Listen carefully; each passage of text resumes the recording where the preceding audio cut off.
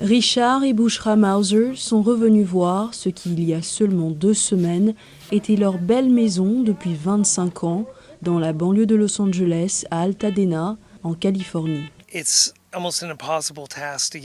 C'est presque impossible d'entrer là-dedans et de trouver quoi que ce soit. Quand on trouve quelque chose, c'est entièrement fondu, tous les métaux ont fondu. J'avais du matériel audio haut de gamme à l'intérieur et je pensais qu'il aurait pu survivre au feu et qu'il serait au moins partiellement intact. Mais plus je creuse, plus je me rends compte que tout n'est qu'un amas de métal fondu. La famille Mauser a été hébergée dans un hôtel local et espère que l'assurance les aidera à reconstruire. Nous vivons maintenant dans l'incertitude et dans une bulle et nous nous contentons de faire face à notre perte parce que nous sommes encore sous le choc et dans le déni. Chaque matin, on se réveille et on se dit « c'était peut-être un rêve, je vais rentrer chez moi ». Mais quand on vient ici, on voit la réalité.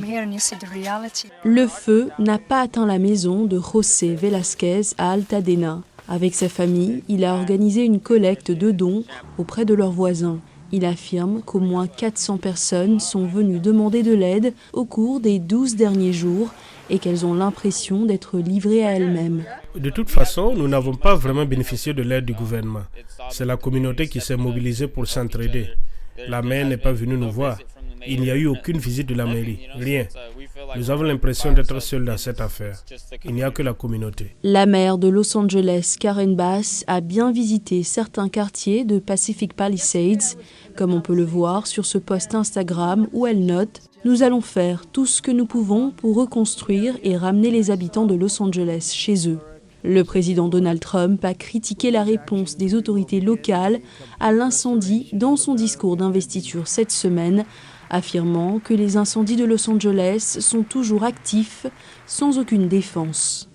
Le site web du gouverneur de Californie, Gavin Newsom, indique que le chef de l'État a pris plusieurs mesures pour lutter contre les incendies, notamment en ordonnant le prépositionnement de personnel de lutte dans des lieux stratégiques du sud de la Californie avant les incendies et en déployant plus de 16 000 pompiers et autres personnels en réponse à la situation d'urgence.